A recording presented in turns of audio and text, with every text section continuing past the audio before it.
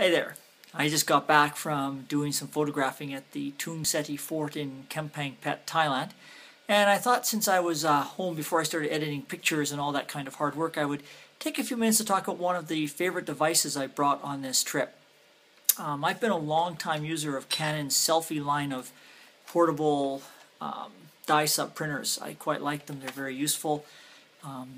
This is the latest model, the CP900, and I thought I'd talk about 4 problems I have with the latest and greatest model from Canon. And so this is more directed at those of you who've used Selphy printers in the past. For those of you who've never owned a Selphy printer, they're great. Get one, you'll love it, you'll be very happy. But this video is more or less directed at the users who've had previous models. And I wanted to talk about some of the things that Canon dropped from the new model that are rather disappointing. So first I'll talk about the feature that I like, that I bought this printer for. And that is the ability to have Wi-Fi on it. And so I can actually send printers or pictures from my camera phone straight to this printer and they print off. I just use an iFi card in my Nikon DSLR.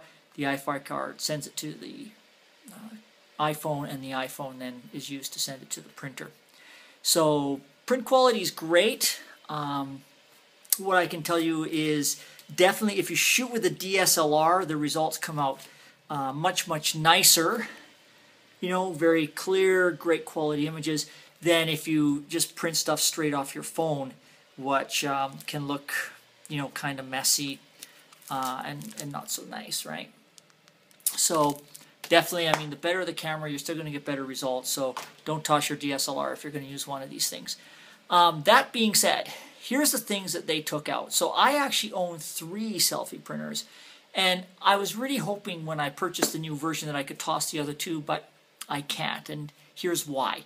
So some of the things missing from the CP900. First one I'm going to talk about is most of you pro-level shooters out there are shooting a professional DSLR and you're using CF cards. And so one of the very odd things that Canon did is with the newest Selphy, they only give you an SD card slot. So no CF card slot. So I can't just take the card out of my camera and plug it into the printer and print away, which was something I really liked to do with the previous Selfies. So that's problem number 1.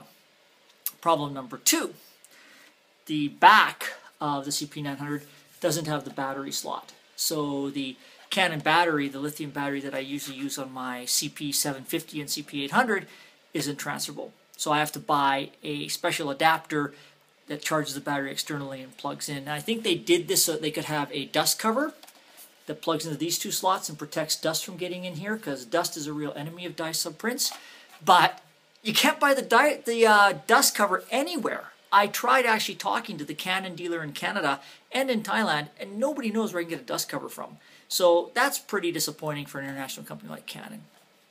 The other thing they tossed out, and that I liked about my Selphy CP900, is that if you buy the paper holder and the paper, you could actually print 4-inch by 8-inch prints for panoramas, which is just lovely. I like making panos. In fact, the Tung Seti Fort I shot today, I shot some bracketed panos that I'm really looking forward to putting into PT GUI and making a nice pano out of that. But I won't be able to print it with my Selphy because I'm limited to the 4x6 size.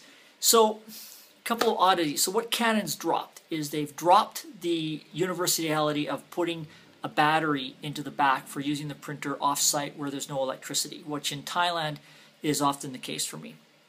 The other thing they dropped is the ability to print on 4x8 paper. I don't know why. I mean, I've got the paper holder, I've got some of the paper, but for some reason, you know, later models, both the CP800 and the CP900 can't print the 4x8 panoramic type prints. And then, of course, there's a problem. They took off the CF card slot. So I'm pretty disappointed in Canon for dropping features in later models of the Selphy, and I really hope they'll bring them back. In the future, I hope they make a Selphy with a bigger screen.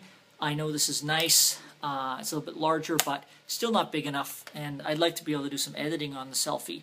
The processor's too slow for any real editing, and the screen's too small. If they added some features like that, that would be just awesome.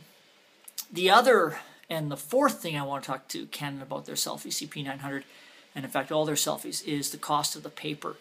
In Canada, it's about $42 to $45 for one of the 108 page or prints to be made. In Thailand, I can buy the same thing for 720 baht, which is about $33. I don't know why there's a $10 price difference between Thailand and Canada.